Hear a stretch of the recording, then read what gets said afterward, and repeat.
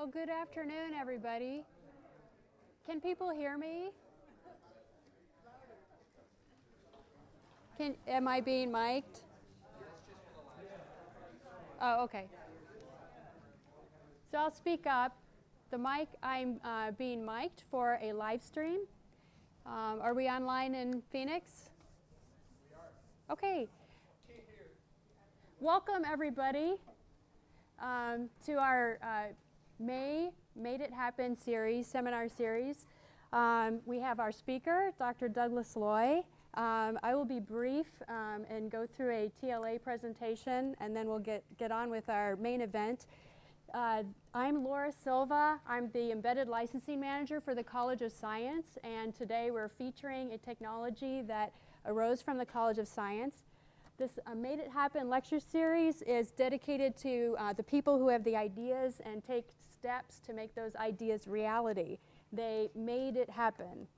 We want to make this time useful to you, so we'll have time for questions at the end. And we hope that you'll be able to take something meaningful from this. We also have people that you can network with at Tech Launch Arizona. I'd like those people to stand so you can find them easily during, after, or sometime. Thank you, everybody. Please feel free to meet and greet myself, any of my Tech Launch Arizona colleagues, to get answers to your questions and seek out help for turning your ideas into reality to make it happen for you. So without further ado, I'll give you a little bit of introduction to Tech Launch Arizona. Thank you today to our sponsors for making this happen and bringing us lunch. What is Tech Launch Arizona? We exist to help turn ideas and the research created at the University of Arizona into inventions, and then to something that can impact us and the public and our environment in our daily lives and in the world. And in fact, we're actually implementing a system of laws and contract obligations and processes that are required of us, and they're expected of us in order to turn all these research assets into some commercial reality. So that's what we're doing here, and we're here to encourage the commercialization of results. So how do we commercialize inventions? There's a lot of research that happens here at University of Arizona, and sometimes researchers on their own report inventions. Sometimes we get phone calls with, well, I'm not sure, I think I might have an invention here, and we're happy to work with you on your ideas and how to turn those into inventions. We also have a team of business intelligence experts who help us assess the commercial potential of these inventions. We have relationships with patent attorneys who work with us to protect inventions. We do patents, we do copyrights as well for copyrighted materials. The invention may need some more market assessment. It may need some further development, and Tech Launch Arizona has asset development funds to help create prototypes and demonstrate certain inventions. We have a business team that can help faculty and researchers who are interested in forming startup companies to do that and prepare for that process and go all the way to the point of launching a company. Then whether it's licensed directly to the market or created into a startup, Tech Launch Arizona will put together the license agreement that turns that intellectual property into something that can be used by this commercial entity. And then that's matured and grown and then makes an impact into the world.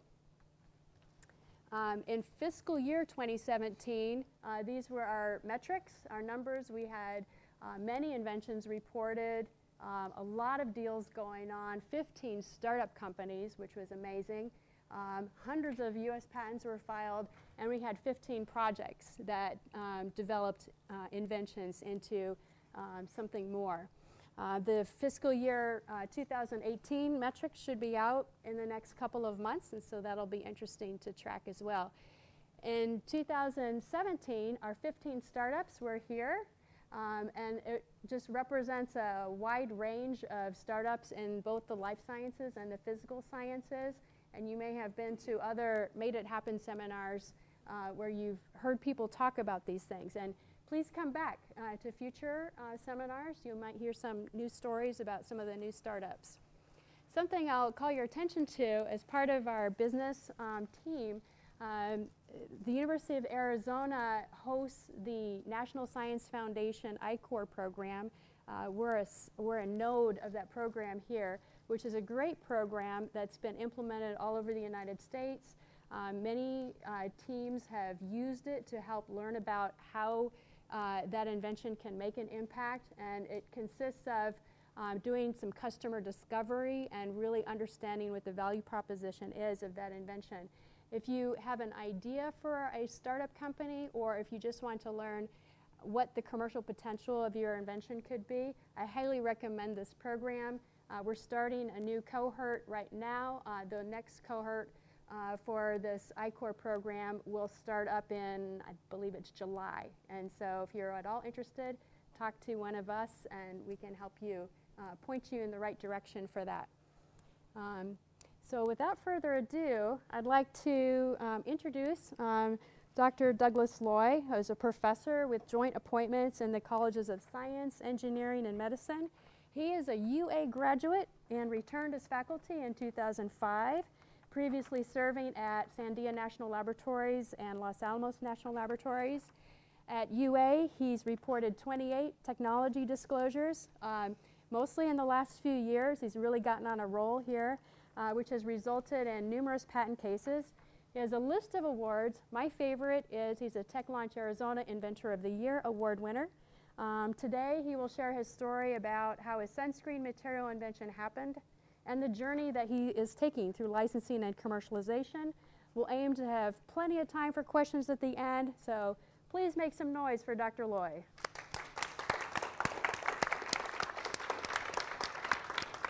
And we have to transfer the mic.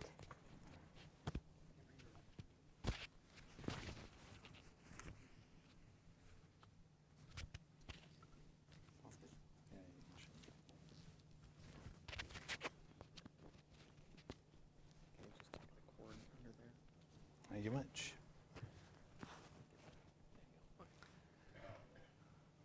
All right, thank you very much. So where's the controller there? So Laura came to me and asked if I would do this presentation, and then she told me that I couldn't really do a lot of technical details. I had to keep it more on the process. And then she made me take out all my offensive jokes. So that was just this morning.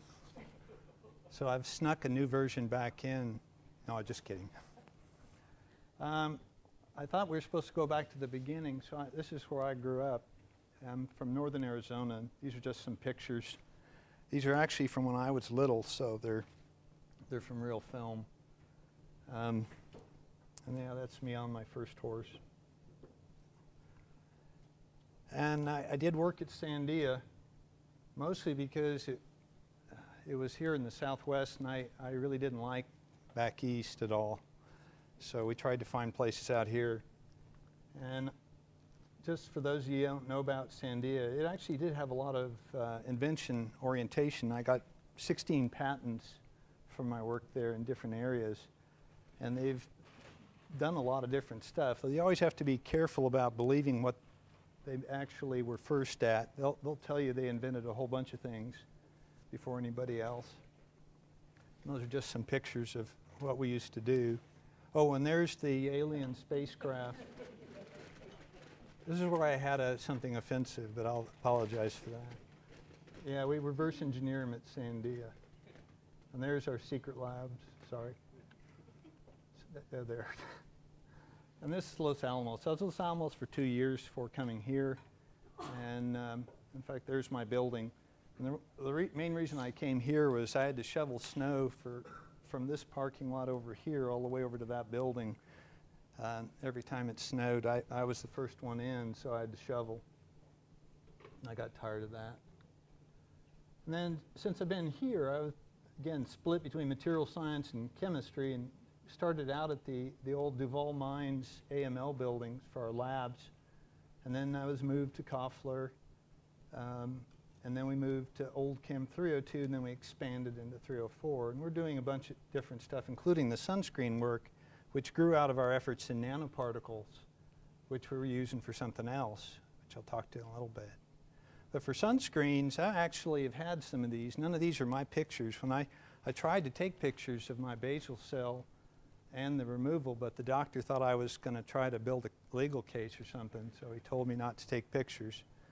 So these are from other people's cases. For melanoma and squamous cell and the basal cell, I've had quite a few of growing up in Arizona and not being smart enough to stay out of the sun. So the idea of getting a sunscreen or a better sunscreen was a natural, although I'll admit it wasn't my idea. It was actually one of my students who directed us toward these materials. We'd been working with fluorescent particles for some time, using them as leak tests for membranes and things like that. And she got into the idea of she wanted to do something related with cosmetics. And we thought about it, and we suggested that she might want to take our fluorescent particles and find the really bad ones that don't fluoresce very well, but that absorb well, and use those as a sunscreen material. The idea is that we want to avoid using either these organic additives that are in the sunscreen to significant quantities, up to 40% in some of the spray-on sunscreens. And the reason you want to avoid it, well, there's issues with regards to light sensitization with these benzophenone or acetylphenone type species. Leading to reactive oxygen species generation is always disturbing, and the fact that these will dissolve in your fatty tissues, and I usually can taste a couple of them whenever I I don't put it on anymore, but I could taste within minutes of application, although my wife says it was probably psychosomatic. Presently they're banning them in, I think it was the cinemates, they're banning in Hawaii because they're seeing adverse biological reactions with some of the coral. When this stuff washes off, it gets in there and poisons coral and other organisms. And the zinc oxides aren't much better, it's turning out. So there's the idea is you put a film of the material on your skin, and here's a PABA-based system on the left and a salicylate on the right, which is when my wife, if she gets that on her, she has an asthma attack. So there's problems with the organic ones, like we've mentioned before. And these had been addressed by others in the past, and including one of my friends, and we'll get to those. Well, one of the ways they addressed it was just to go to nano-sized zinc oxide or titania, and the rutile titania gives you the nice band gap. And you disperse these nanoparticles in oil or water, but these are actually pretty darn small particles. The absorption characteristics changes with the size of the particle. Problem with it is we used to use the titanium and zinc oxides as photocatalysts for cleaning water, oxidizing stuff. So we generate all sorts of radical species with UV, titania, and usually we'd actually throw some kind of reducing agent in there, or oxidizing agent in there to drive the system. But this is just a series of beakers, same beaker over time, with methyl orange and a zinc oxide nanoparticle dispersion. I think it's from some sunscreen. And with just regular sunlight, not with any particular UV rich system, just regular light, you see the decolorization of the methyl orange within 1 to 6 hours. It's completely decolorized. So that tells you that the stuff is not just absorbing and turning the UV into heat. It's actually doing chemistry, photocatalysis of oxidative chemistries. There's just some more. Now in the old days, we used to have the bigger stuff that has that nice scattering. Didn't have as much problems with that. With the smaller stuff, in addition to the photocatalytic problems, the zinc oxide in particular, and the ultra small particles, like sub-100 nanometer particles, you actually have enhanced solubility, and we're seeing zinc plus 2 being liberated, and it's also causing problems in marine biology. or so I'm told. So none of these, and I was worried about, when they first came out with these, I was worried about the damn things, the nanoparticles getting through the skin and into cells, because these are small enough to do that, and that was my main concern. But it turns out so far they haven't found any problems therein. I put that in just for, everybody wonders about what European sunscreens have, so I threw a slide in there just for that. Now our idea was building on the idea of taking a separate phase, a solid particle that we could disperse in a lotion or in an oil, and instead of having a particle that would cause problems, we thought, well, we'll just take some of the organic chromophores that are used in UV sunscreens, and we'll build them into a small particle, which we'll make either from silica or organosilica system called a sesquioxane, or in an organic polymer. And the latest ones are actually completely organic polymers. But we're relying on a separate phase there so that these particles, essentially, they will not go through the skin, they don't dissolve near fatty tissues.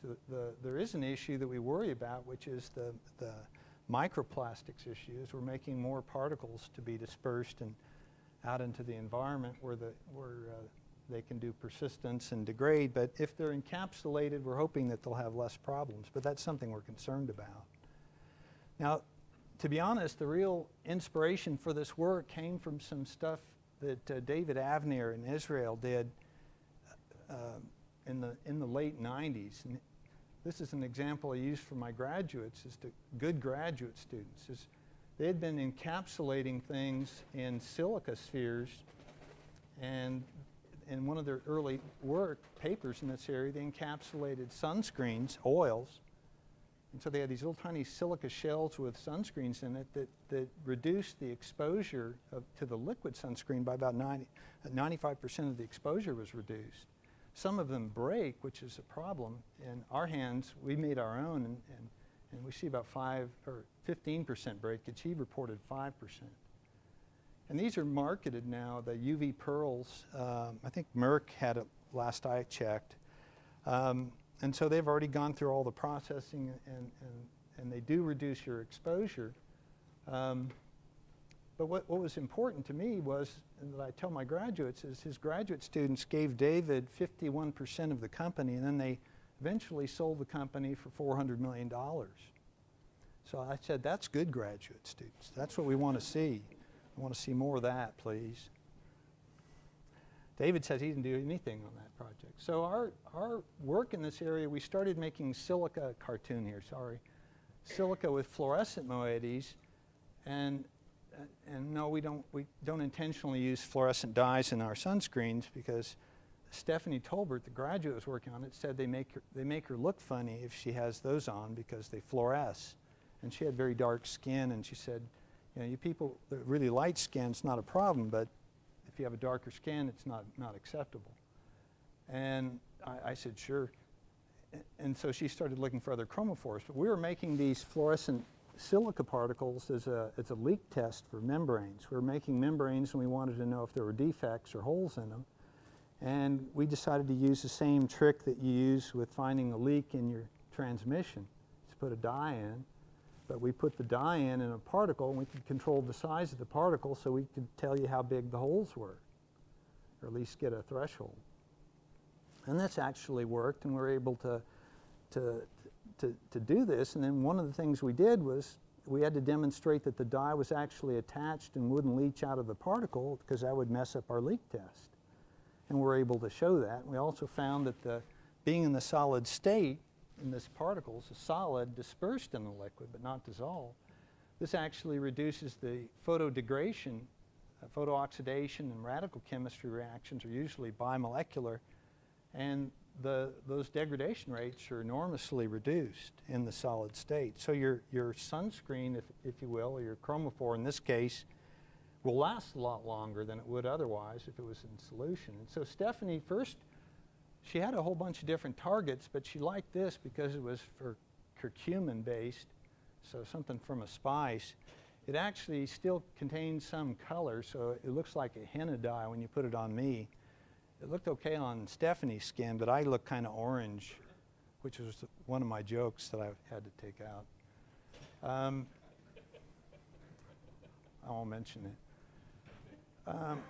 And this, in fact, works. We've had some struggles with when we had the carbamate groups, they're making them less soluble, and so we've gone away from the carbamates to other type groups to improve the solubility so that when we make these particles, we can get the yields improved. And there's some micrograph TM of the particles themselves. And now we're moving toward not a silica copolymer, but just the dye molecule without any dilutant at all. And these work, and we actually get reasonable SPS, but more importantly, we get 300, 400% lifetimes in terms of photodegradation lifetimes. The SPFs are preserved and last, or the sun protection factor lasts a lot longer than it would with the commercial sunscreen, which we also test for our own control basis.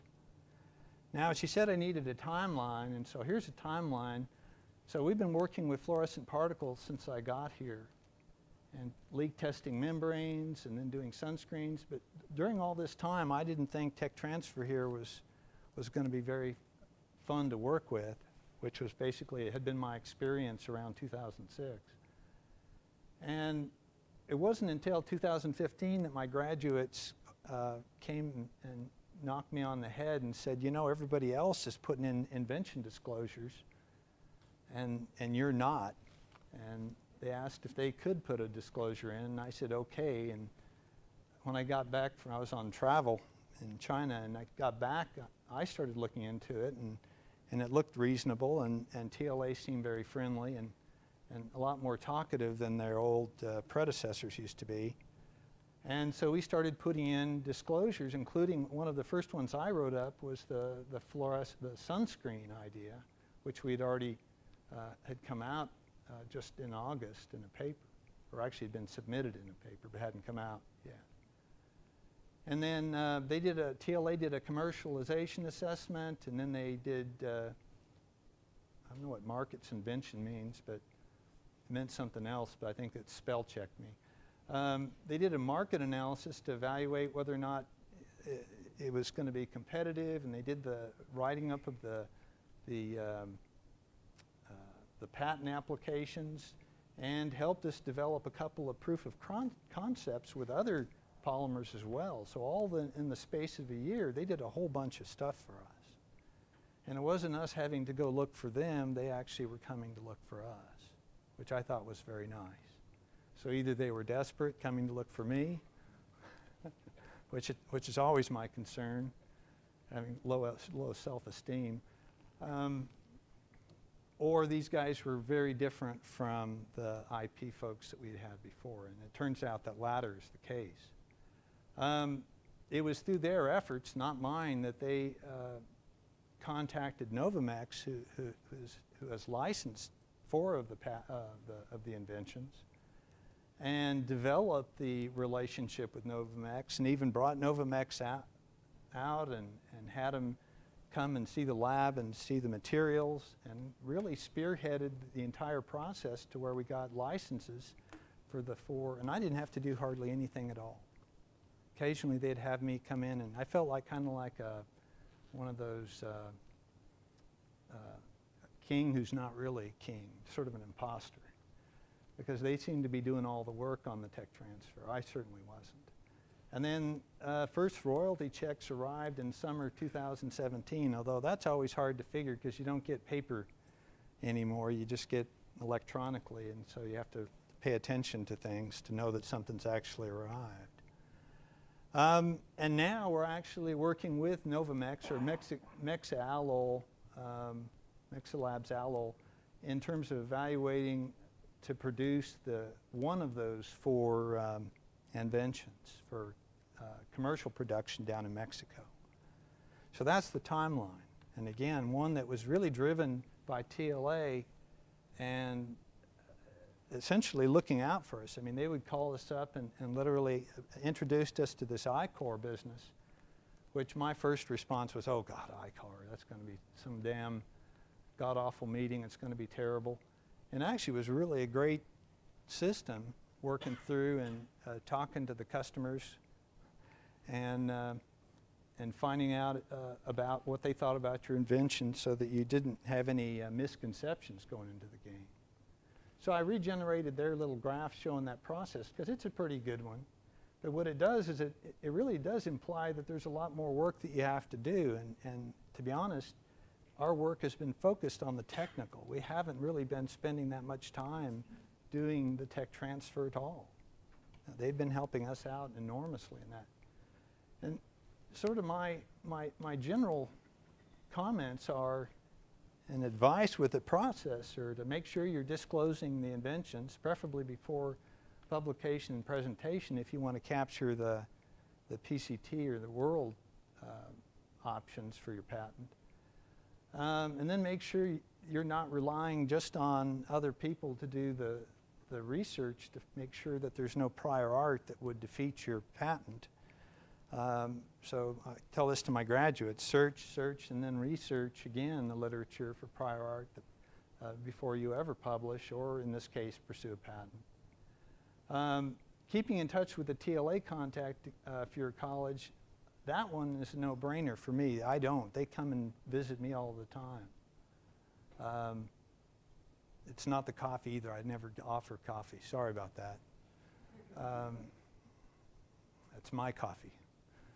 I don't share coffee. TLA does, again, the market studies. It's actually been very useful getting those, the market studies. When I try to find them, they usually try to charge you $3,400 for a market study. And I end up just going back to the regular patent literature, doing it on my own. They make more realistic assessments on the viability of the invention. They talk to me about it a lot, and they'll ask me what I think about it, but I always caution them that I'm probably not the best advocate or best person to talk to about the practicality of an invention going into the product, because I used to work for the government, and we used to make toilets that cost millions of dollars, so that's not going to work out so well. And they've been, in terms of working closely on writing the patent, you get lots of emails from the folks, Wynn and company, as they develop the patent and as it evolves. And I do recommend that you answer those emails, so they'll probably say I'm not really very good at it. And they do a fantastic job, at least they have on my patents. And again, the fact that they not only, once you have these inventions that are secured, they go and they do all that marketing for you and fielding initial inquiries and help the process. And I'm not interested in doing a startup company myself. We had a startup when I first came here, and it was a lot of work. And I don't particularly feel that I'm the best business person in the world, so I'd prefer to work on the invention side of the game. But they definitely will help with that process as well, if that's your desire. And so help at every step of the process, and I think that's an important lesson. When I just put up some of the pictures, anybody I left off, I'm sorry, I grabbed a bunch. These guys are great. Paul Einot was my first contact, and then Bob Sleeper, who's the engineering rep, came in and has been absolutely glorious, coming in with weekly briefings and comes in with an Excel sheet with all the showing the progress on all the development of all the inventions. And everybody else has been helpful. So the TLA staff, they do a lot. To be honest, I think the thing that started it, we hadn't really heard from them until we put in disclosures. But once we put in disclosures, suddenly we were on the map, and they started coming over a lot. So I think the key beginning, if you haven't already, is making sure you're doing those invention disclosures on their online site, and that'll activate a lot of the process and get it started. And again, they do much of the work for you. They have all these workshops as well. They've even done, what is it, the SBIR and STTR workshops and all sorts of stuff. And again, far more equitable in terms of an arrangement than I had in the government labs or with my more limited experience in industry on the invention side. So no excuse not to develop intellectual property, because it's really not that much extra work, if at all. So for us, we're actually looking, again, we're working with the Novamex's subsidiary and trying to figure out how to do the development side of the game, so not the research, but the development. We're also looking at reducing the cost and making it easier to make the sunscreens. And then we've found some new ones like this one here, which turns out to be better than all. This was an accident that we didn't know would be a sunscreen, but it turned out to be better than all the ones we designed, which is usually the case, I suppose. And then we're looking for licensees for these materials. And so that's it for me. I mean, I put some of the different cartoons. This is a dopamine or dihydroxyindole-based material that others have worked on it as well. We've been playing with it often again in sol gel matrices. And then we actually made these essentially thermoset resorcinol formaldehyde condensates end up being pretty good sunscreens. I think SPFs max out essentially and persist a long time. And we also went in because we figured everybody would be afraid of having formaldehyde on their skin in that resin. We went in with cinnamon aldehyde and made resins out of that also work. So thank you, and thanks for what you probably regret now, inviting me to give a presentation. If there's any questions, I think probably you guys are more interested in questions about the process, but hell, I'll answer anything.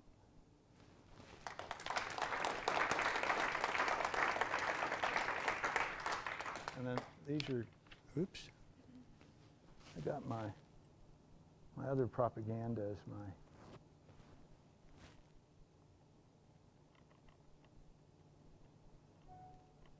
I don't get a chance to show this off. As I get older, I notice I do this more often where I start telling more and more stories.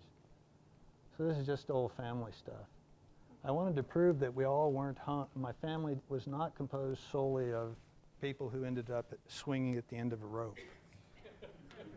40% maybe, but no more than that. So any questions? I've got a question. Yeah. So how did you pick curcumin? Isn't it an ingredient in curry? And what happens if you get it in your eyes? And then why did you go on to cinnamon? It doesn't leach out, so the eye thing, it would be aggravating to have, I think, the lotion in your eye, particularly if it was an oil. And I haven't explored having the particles in my eye. I figured that was human testing, and I'd probably get into trouble. Although we did do a skin patch test illegally. I won't mention that, though. So it doesn't leach out. So it'd be like having a piece of plastic. It wouldn't have any taste in it. How does it affect marine life? That we don't know. The issue about the microplastics is one that we're interested in. We don't know how these will persist or what they would do. They're going to have less of the immediate effect that they're seeing with these, the small molecule sunscreens that are literally toxic to some marine organisms. Whether or not these are going to choke microorganisms or not, I couldn't tell you. That would have to be ascertained. Yes?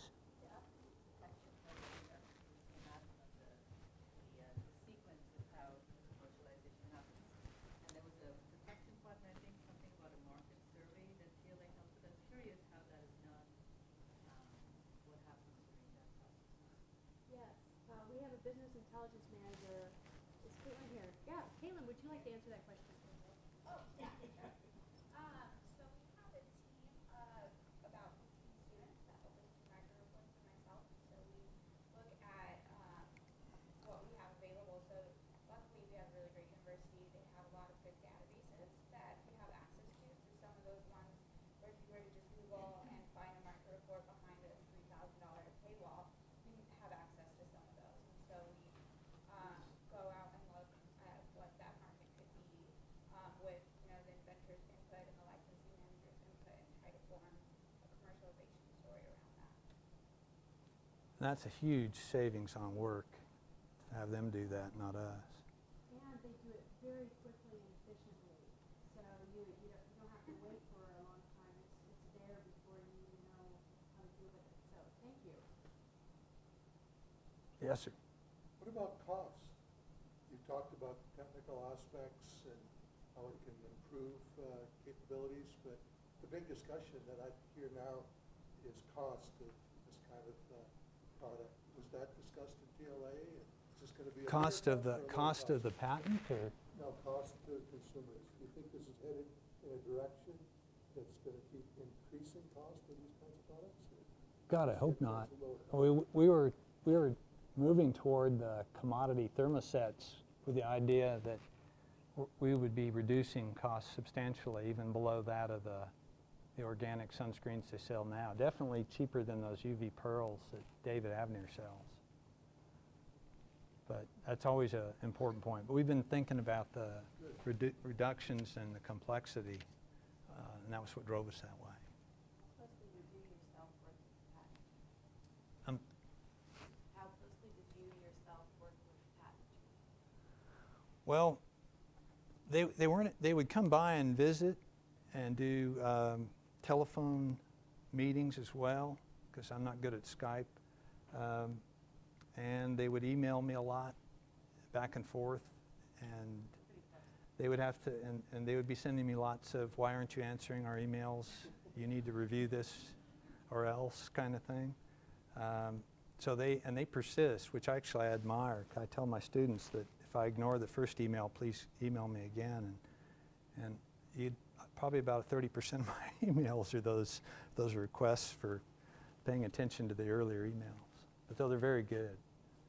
And when I was at Sandia, we would have one meeting at the beginning of the process, and then we would get something in the snail mail and be asked to redline, and that was it.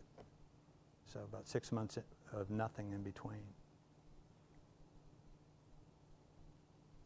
You showed some of the European sunscreens. Why are the European ones different from the American ones, and what do those reasons have? What impact do they have on your? Because we're a bunch of idiots. We're just a bunch of crazy people.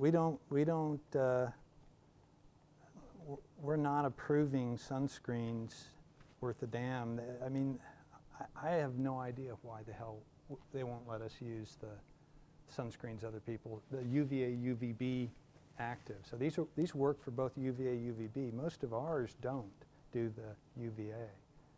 And one of the nice things about the titania or the zinc oxide is they do extend into the UVA. But there have been congressional acts that have been limiting our ability to develop new sunscreens, and I have no idea why. It boggles my mind, but then just open up the news and you'll get boggled pretty well about everything else. Yeah. Doug, I'm curious that in some of your control tests, are you testing against the European sunscreens? We have these, but they actually photodegrade pretty well too. So we have the studies that showed, like the tenosorbs over here, they break apart fairly readily and give radical fragments that can participate in chemistry. I think that one will actually do some sensitization chemistry. So we have one or two of them, but we've been mostly baselining off some of the US sunscreens. Yeah. There's a set of products sold under the name CeraVe. A group of dermatologists and skin surgeon type people got together and have put out several products, one of which is an SPF 50 sunscreen. And they've been tested a lot, but I don't know what's in them. I don't know either. Container, but that has been gaining popularity among What's it called? CEREVE, CeraVe. Survey. I don't. It's been gaining market share and is recommended by Yeah. the dermatology group. I mean, most people seem to be pushing toward the metal oxides. And the metal oxides, the zinc in particular, I'm pretty concerned about. The titania, the rutile titania, I mean, depending on where they're getting their titania, they could have sharp, pointy crystals for all you know. You can get these gorgeous polyhedral crystals that are essentially the equivalent of blue asbestos, in my view. Or you can get the spheres, depending on how, and it doesn't take much to go from one to the other in terms of the conditions. So my worry is always, how the hell do we know what their titania is and what's their quality control? Because I don't want to be rubbing some kind of potent carcinogen all over. Yes, sir. One question. So project forward into the future. What do you think of the physical parameter once you decide of an ideal sunscreen? You know, not obviously cheap, it's obvious, but in terms of you risk assessing your own chemistry as we do with all of our programs and ask, you know, how do we get better? Where do we go next? Ideal. What will be the ideal one in terms of physical parameters and environmental safety and human health? Ideal sunscreen you wear. Request to have you repeat the question for the Oh, Phoenix. sorry. What would be for future work, what would be the ideal sunscreen? Ideal sunscreen is long sleeves, black, and a black hat, which is what you notice I wear for the most part, and I still get things cut off of me. In terms of the applied stuff, we went through this with my grandson, trying to figure out what we were going to put on him before we took him outside, and came to the conclusion that we're just going to bag him up in a black bag and carry him outside there. I don't know.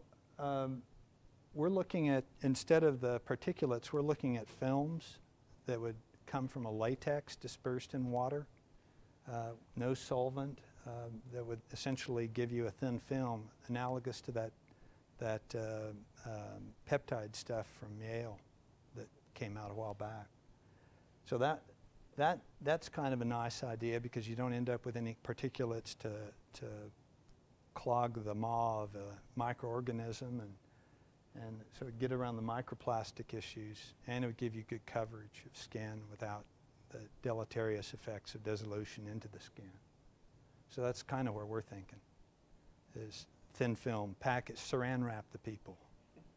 But then, I mean, you have to worry about air permeation through it, and these things, air permeates like crazy through the polymer, so it doesn't seem to be an issue.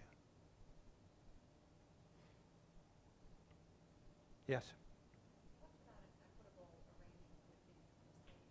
How would that work for a graduate student who starts out in your lab as a partner in Venice and then moves on to somewhere else and continues to further research his lab? He continues working on what he was working on in our lab? Okay. So what was it in terms of equity? Talk about an equitable relationship with the university in terms of licensing this and ownership of the patent and whatnot.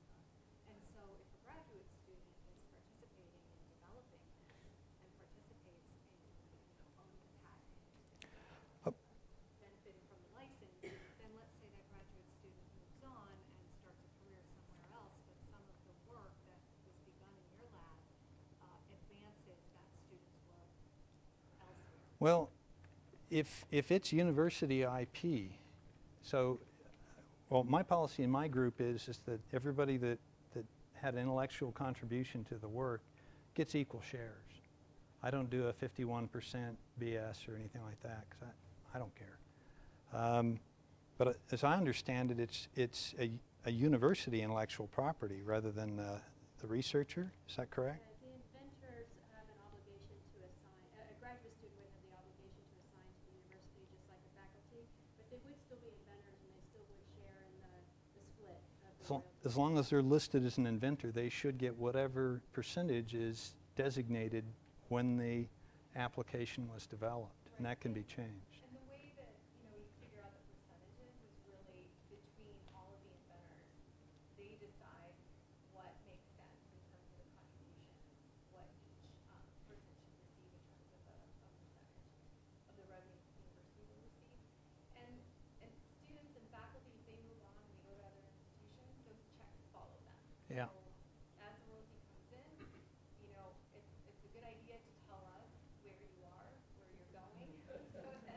Makes it easier for us to find you, but those royalties will fall. Yeah, Stephanie got her check at John Hopkins.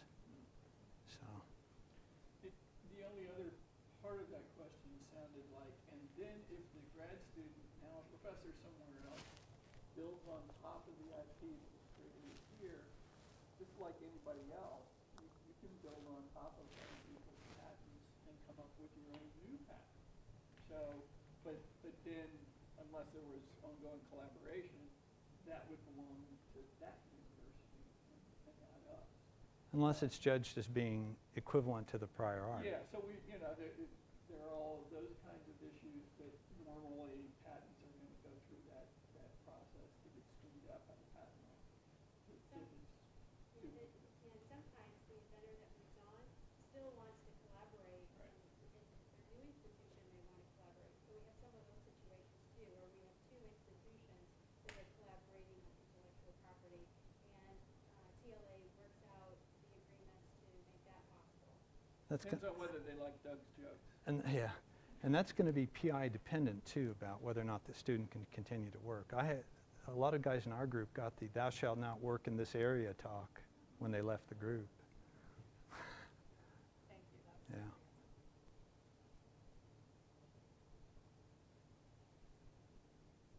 Anybody else? This is your chance. What about online people? Can we hear from them? Or? There's the chat. We haven't had any questions. No questions. We're good? Well, Well, thank you, everybody. And thank you to our presenter. I'd like to give you a special all right, coffee Inventor mug. coffee mug Awesome. and chocolate. I hope that this will sustain you, because looking at me, you can tell that this kind of sunscreen cannot come too soon. So I really need it, and wish you and Novamex all the best. All right. Thank you.